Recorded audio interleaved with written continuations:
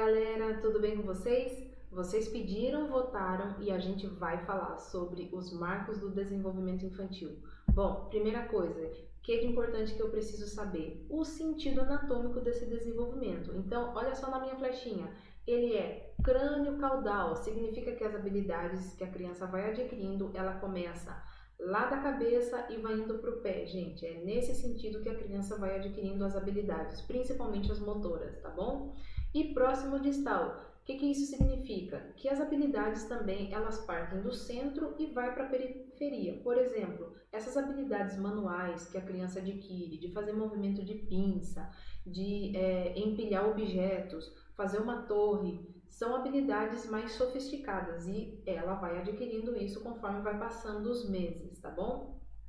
Bom, uma coisa que a gente precisa estar muito ligado é sobre a escala de Denver. Gente, a criança ela é avaliada em 4 esferas do desenvolvimento: motor grosseiro, motor fino, linguagem e sociocognitivo. Então, para ficar fácil da gente entender, principalmente esse desenvolvimento motor grosseiro que cai muito em prova, vamos pensar o seguinte: nesses 12 meses, nesse primeiro ano de vida, quantos trimestres a gente tem? A gente tem 4 trimestres. Significa que a gente vai fazer o nosso caminho da cabeça até o pezinho, contando de 3 em 3 meses, tá bom? Significa que nós vamos ter 4 segmentos corporais para percorrer. Então, olha como fica fácil. Da cabeça até o pezinho, eu tenho aí os meus 12 meses. Qual é a metade do meu caminho? A metade é quando eu já percorri 6 meses de vida. E 6 meses de vida, aonde vai dar mais ou menos lá no corpinho do meu bebê? Mais ou menos ali, no tronco. E a metade superior eu vou dividir em 2 partes de novo. Significa que eu vou ficar com mais 2 metades aí. Na região superior, que vai mais ou menos ali na região do tronco superior, região do pescoço. E a parte inferior eu vou dividir em outras 2 metades, que vai dar mais ou menos ali na linha do joelho. Então, olha como ficou fácil. A gente vai percorrer o caminho do desenvolvimento começando lá da cabeça nos primeiros 3 meses. Aonde eu paro nos primeiros 3 meses? Ali na região do pescoço. Então, aos 3 meses a criança sustenta a cabeça. Olha que fácil, gente. Vamos caminhar mais 3 meses agora. Lá nos 3 meses a gente vai parar mais ou menos ali na linha da cintura. Então, aos 6 meses, a criança já tem um controle, já começa a ter o controle do seu tronco. Então, é a famosa idade que ela senta sem apoio. Vamos percorrer mais 3 meses agora aí nos segmentos corporais. Com 9 meses, a gente vai parar lá na linha do joelho. Olha, gente, que fácil! 9 meses, a criança engatinha. E vamos concluir agora o nosso caminho. Vamos chegar lá no pezinho. Ah, agora ficou fácil, né, gente? 12 meses, a criança anda. Então, guarda essa dica para você nunca mais cair nessas cascas de banana aí de prova, tá bom? Agora, toma cuidado com esse negócio de senta sem apoio aos 6 meses. Olha só essa questão que caiu no INEP lá em 2016. Uma lactente de 6 meses é levada à consulta de puericultura na unidade básica de saúde. A mãe relata ter feito 9 consultas pré-natais e não ter apresentado intercorrências em sua gestação. Informa que a criança nasceu a termo, com peso de 3 kg e sem intercorrências. Não há relato de doenças na história patológica pregressa. A mãe refere que a criança está saudável em aleitamento materno exclusivo. Agora, olha só a parte principal da questão. Na avaliação do desenvolvimento neuropsicomotor, o profissional observa que ela troca objetos de uma mão para outra. Perfeito, ela faz isso mesmo com essa idade. Sustenta bem a cabeça. Óbvio, gente, se ela não fizesse isso aí, a gente ia estranhar, ia acender o nosso alerta, porque uma criança com 6 meses, com certeza já tem que sustentar a cabeça. Se ela não faz isso, então ela não tem um desenvolvimento neuropsicomotor normal. Rola com facilidade, perfeito, ela faz isso por volta de 4 a 5 meses e olha essa aí que eu grifei. Fica sentada apenas quando se apoia nas mãos. Aí o examinador coloca isso de propósito para te pegar. Gente, quando a gente fala que a criança aos 6 meses senta sem apoio, significa que ela senta sem o seu apoio. Conforme ela vai adquirindo o controle do próprio tronco, ela vai usando as suas próprias mãos para se apoiar. É normal, a gente quando senta, de vez em quando a gente usa a mão como forma de apoio. Então significa que ela controla o seu próprio corpo, ela só usa as mãos para se apoiar, tá? Então não tem nada de anormal nessa criança. Então nessa situação, eu, médico, o que eu vou comunicar para a mãe nesse momento?